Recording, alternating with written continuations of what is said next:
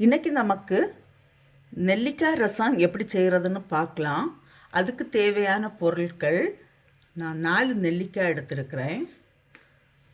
1 spoon ஜீரகம், 1½ spoon நல்ல மிளகு பெப்பர், 2 பச்சை மிளகா, 2 காஞ்ச மிளகா, ஒரு சின்ன பீஸ் இஞ்சி, 2 தக்காளி, கொஞ்சம் கொத்தமல்லி இலை, கருவேப்பிலை, ஒரு 5 பல்லு பூண்டு, கொஞ்சம் சின்ன வெங்காயம், காயம் 1/4 ஸ்பூன், மஞ்சள் தூள் 1/4 ஸ்பூன், மிளகாய்த்தூள் 1/2 ஸ்பூன். இப்போ இதெல்லாம் சின்ன சின்ன பீஸாக கட் பண்ணிவிட்டு நமக்கு மிக்சியில் அரைச்செடுக்கலாம். நெல்லிக்காய் கட் பண்ணி போட்டாச்சு. அது கூட இஞ்சி, பச்சை மிளகாய், பெப்பர், ஜீரகம்,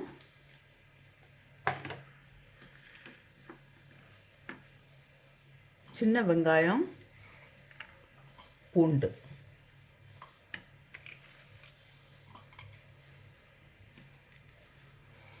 இது தாளிக்கிறதுக்கு இருக்கட்டும். இதை இப்போ கொஞ்சம் கொரகொரப்பாக அரைச்சி எடுத்துகிட்டு வரலாம்.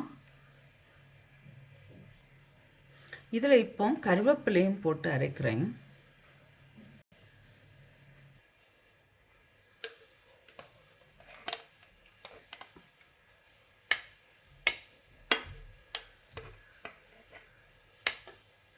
நான் இப்போ தேங்காய் எண்ணெய் விட்டுருக்கேன், 2 ஸ்பூன் விட்டுருக்கேன்.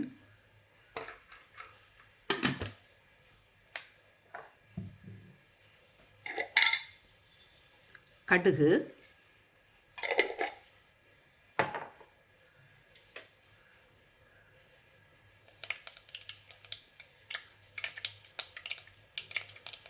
கடுகு வெடித்த உடனே நமக்கு சில்லி போடலாம். சின்ன வெங்காயம்,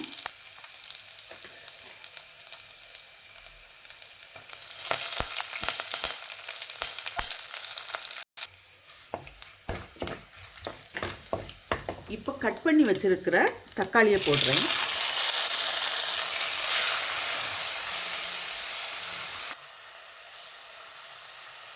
இப்போ நான் இதுக்கு சால்ட் போடுறேன்.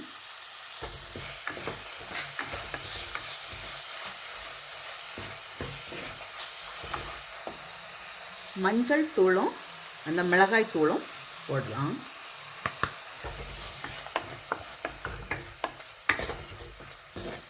இது இப்போ தக்காளி கொஞ்சம் வதங்கட்டும்.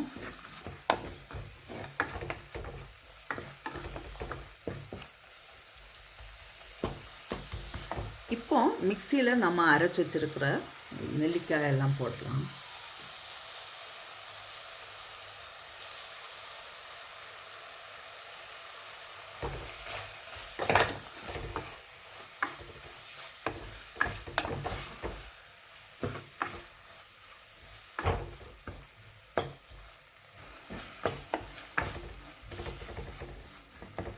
இப்போ இதில் நான் கொஞ்சம் காயம் சேர்க்குறேன்.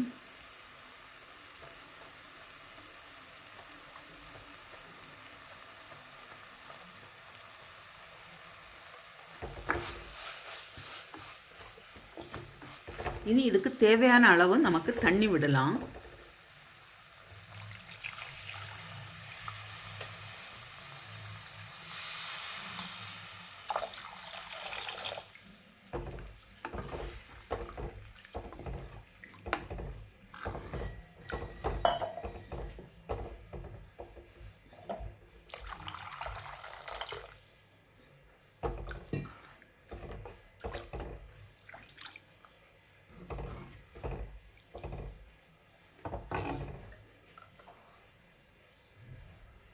சால்ட்டும் சேர்க்குறேன். இனி இது கொதிக்கட்டும். இன்னும் கொஞ்சம் கூட தண்ணி சேர்க்குறேன்.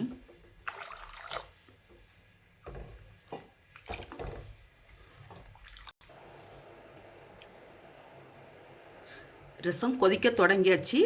நான் இப்போ கொத்தமல்லி இலை போட்டு ஸ்டவ் ஆஃப் பண்ணுறேன்.